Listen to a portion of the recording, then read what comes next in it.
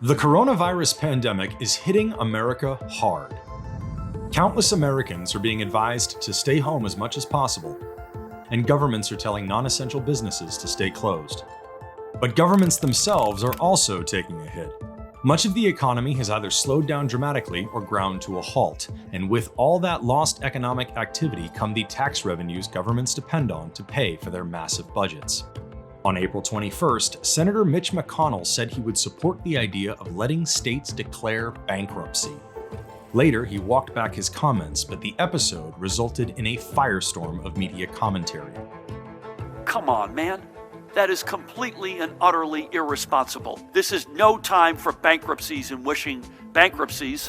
The most un-American, uncharitable, ugly statement of all times. Of course, there are reasons to be concerned about states' fiscal health.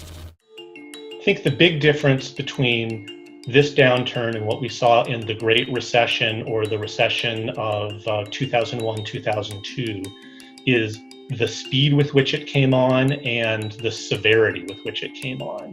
That really makes it unprecedented. From a credit standpoint, states entered this in a stronger position, but they're going to have to use all of the tools that they have available to them to maintain their credit quality through this. An array of industries have been badly hurt since the coronavirus began to spread. Travel and tourism have tanked, stores are shuttered, and restaurants are relying on takeout and delivery to try to stay afloat. As all that business dries up, so do the sales and tourism taxes that go with it. Some states, such as Washington, Arizona, Nevada, Louisiana, and Tennessee, all rely heavily on sales tax for their revenues. A number of states with high sales taxes collect no state income tax at all. But income taxes are also taking a hit. A staggering 30 million Americans have filed for unemployment benefits. The federal government has also extended the tax deadline from April 15th to July 15th, and many states have adjusted their own deadlines accordingly. That means that for the next 3 months, they will have to do without whatever state income tax revenue would otherwise remain. Meanwhile, states have to keep paying for services. Roads need to be maintained, government workers still need to be paid, and governments are now also saddled with medical and unemployment expenses. There could be more hurt ahead for city and state finances across the US. By law, municipalities such as cities can declare bankruptcy, but states cannot, and they never could. However, some in the legal world have argued that state bankruptcy should be a viable option, and it's a better alternative to bailouts. University of Pennsylvania law professor David Skeel is one of them. He and fellow UPenn professor Robert Inman co-authored an editorial on May 5th arguing that McConnell was right to say that emergency aid from Congress should not be a bailout for state deficits that have nothing to do with the pandemic. They argue that Congress should act as an insurer of last resort and only hand out aid to states for losses incurred during the pandemic and not for pre-existing problems. Skeel has argued in the past that states in deep financial trouble should be allowed to file for bankruptcy. Inman is skeptical. But it is clear that McConnell is not the only person who has expressed support for the idea. So legally, why can cities, towns, or school districts declare bankruptcy when states are unable to?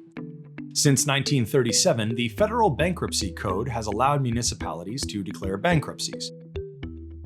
Municipality is a broad term that basically includes all kinds of subdivisions of states, such as towns, cities, and counties, but also school districts and some government organizations within a state that collect revenue but don't cover a geographic area, such as a bridge authority. But the Contracts Clause of the US Constitution prohibits states from impairing the obligation of contracts. Subsequent Supreme Court decisions have generally supported the notion that states cannot refuse to pay their debts. So in our constitutional system of federalism, there's really only two sovereigns. There's the sovereign United States government and there's the sovereign state governments. There's no such thing as a sovereign city government. And so the idea is that the United States has been thought not to be allowed to do things that would impair the ability of the states to function as governments. But there's no similar principle that would prevent the federal government from doing things that would impair the ability of cities to function as governments, because cities are not dual sovereigns the way states are. So, for states to even legally allow themselves to declare bankruptcy, Congress would have to pass a law adding language to the federal bankruptcy code that explicitly allows states to declare bankruptcy. Then, individual states would have to each pass a law that allows them to declare bankruptcy. Finally, the Supreme Court would have to determine that all that legislation does not conflict with the Constitution. So if a state declared bankruptcy, then necessarily that means that some of their creditors would not get paid in full what the state owes them. And so those creditors would take that case to the Supreme Court and argue that it was unconstitutional for the states to be relieved of the debt to the creditors. So that's how it would get to the Supreme Court. That would be the last step in the process. So, if it's even possible, it's not a process that would be likely to happen quickly. The question of whether states should be able to file bankruptcy is a thorny one, and there are some critics of the idea that say allowing states to file for bankruptcy would, for example, raise the risk of lending money to states. It could also pit the interests of creditors against the interests of states. But the idea does have support. David Skeel, the University of Pennsylvania law professor, made the case for letting states go bankrupt when the country was in the depths of the recession spurred by the financial crisis of 2008. At the time, several cities and states were in deep financial trouble, which some, such as Skeel, attributed to runaway expenses. Allowing states to file for bankruptcy would save taxpayers a great deal of money, he said. Such laws could be squared with the Constitution and could be structured in a way that ensured bankruptcy courts did not override the state's abilities to pass their own laws. Anyone who proposed, even a decade ago, that a state should be permitted to file for bankruptcy would have been dismissed as crazy, Skeel wrote in 2010. But times have changed. States always have the ability to pay their debts by raising taxes. There's some views that would say that's not a good thing to do, right? And then states also have the ability to pay their debts by borrowing, but there's often even more consensus that that's not a good thing to do. And a lot of states actually operate under their own state balanced budget amendments, which are in their state constitutions. So states could change those. There's no federal requirement that states balance their budgets, but a lot of states have imposed that requirement on themselves.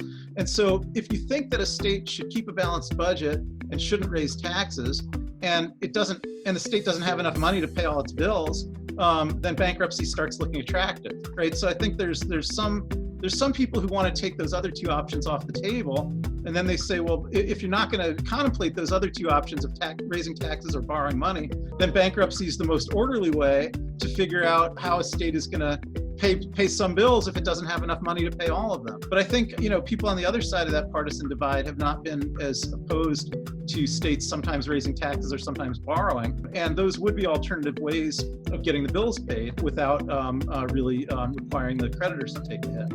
But the situation prompts another financial question: whether coronavirus is even putting states in a position where they would need to declare bankruptcy if it was a legal option. And none of the research from the 3 largest credit rating agencies in the US suggest any states are in danger of defaulting on their debt obligations. Nearly all of the states are in very strong credit positions, and that's not even something that they need to think about. There certainly would be constitutional issues of the federal government somehow overseeing state finances, but it's not an issue. In fact, states tend to have pretty high credit ratings. So 2/3 of our states are in our 2 top rating categories, and that really reflects the broad range of powers that states have over their finances. They determine what taxes they have. They determine what tax rates they have. The reason is that despite the trouble they face, states have a pretty high degree of financial flexibility. They tend to have very large tax bases. Of course, that varies depending on the size of the state's population and the health of its economy, but overall, their sheer size gives them a deep well to draw from. They also have 2 fundamental levers to pull. They can raise taxes and cut spending. States can push some expenses down to local governments. Aside from that, they can also issue debt. State debt issuance activity has been relatively flat over the last decade. States generally only borrow for capital purposes, to build schools, jails, essential government facilities. They don't really borrow for operations. Overall, they're in a strong position as it relates to debt. We might see some states do deficit financings through this crisis, depending on how bad the revenue situation is. That is atypical for the sector, but is another option for states that also generally have very good market access. In fact, many states are not out of cash yet. The financial recovery of the last 10 years or so has allowed many states to build up rainy day funds that can be quite large and hold some of them over for a while. In mid-April, the median available state governmental fund was 8% of fiscal 2018 year spending, according to Fitch, one of the 3 major credit rating agencies. 25 states had reserve levels high enough to cover the largest revenue decline they had had before coronavirus. And we, of course, don't expect that states will solely solve their budget problems with reserves. And coronavirus probably has created revenue problems that their reserves can't handle altogether. We expect to see states take structurally balanced solutions, but they have significant powers over their finances. As of April 30th, credit rating agency Moody's had not downgraded any states because of the coronavirus pandemic. It had, however, lowered outlooks on a few states. A lowered outlook means there could be some downward financial pressure on states, and it also means that they are at a greater risk of a downgrade in the future. In early May, Moody's lowered its outlook on all U.S. states from stable to negative, citing uncertainty as to when life will return to normal across the country. That does not mean states are all going to be downgraded, but it does mean the economic downturn has accelerated and there are rising state revenue headwinds, especially in sales and income taxes. That sector outlook really reflects that the operating environment for states is much weaker than it was going into the coronavirus crisis. The employment situation has weakened significantly. Consumer sentiment has weakened significantly. Spending has weakened significantly. And all of that is having negative impacts on state tax revenue. We estimate that in the current fiscal year and the next fiscal year that starts July 1, that state tax revenue will be 15% lower than it was in the last fiscal year. The 3 states that have Moody's lowest credit ratings are Illinois, New Jersey, and Connecticut. All 3 have deep structural financial difficulties that predate the pandemic. Of the 3, Illinois is by far in the worst shape. There are 2 states in particular, Illinois and New Jersey, that had pre-existing credit conditions coming into the coronavirus crisis. Those 2 states have very high fixed costs for debt service, pensions, and retiree healthcare relative to their revenue.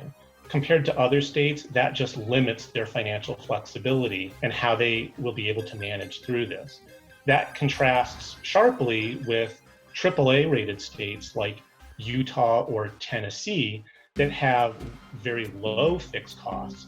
And that just gives them a lot of runway to be able to manage through this crisis. Credit rating agency Standard & Poor's lowered its outlook on New Jersey April 29th, in part because of coronavirus-related effects. The state still has an A- rating, well within investment grade. However, Fitch downgraded Illinois to BBB-, the lowest investment grade, on April 16th. But even for states in relatively good shape, there are a number of concerns on the horizon.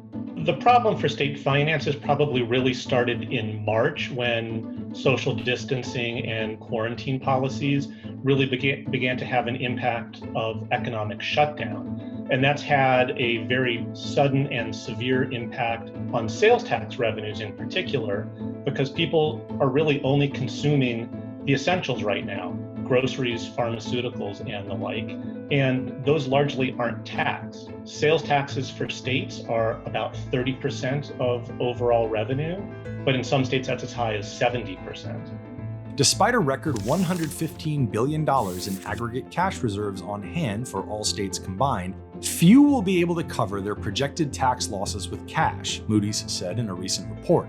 The agency expects coronavirus will reduce state tax revenues by $160 billion from fiscal year 2019 to fiscal 2021. Fiscal 2021 tax revenue is expected to be $200 billion less than governments would otherwise collect if there were no downturn and moderate growth.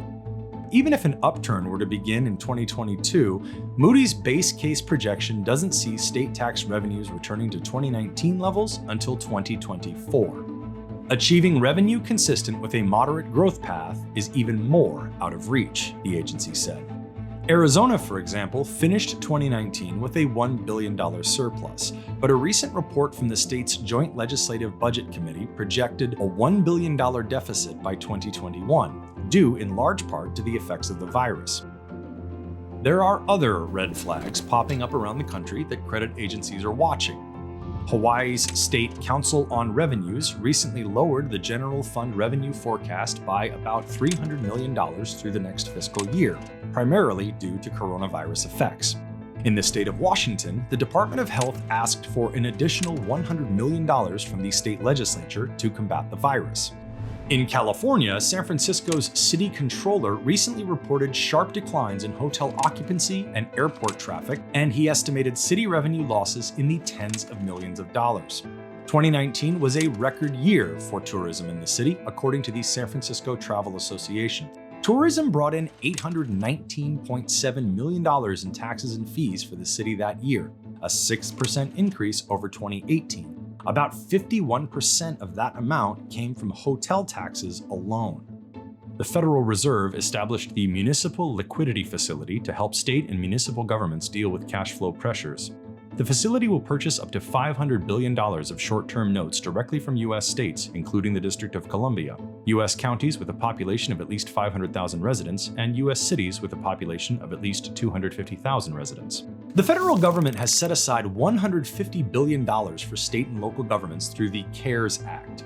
There will also be an additional $10 billion through Medicaid per fiscal quarter, much of which is likely to be eaten up by virus costs. There is also a $45 billion disaster relief fund and $25 billion for mass transit. But state and local governments are asking for another $750 billion from the federal government, 5 times the amount allocated in the CARES Act. And there is no clear idea of when case numbers will drop low enough to allow the country to get back to work.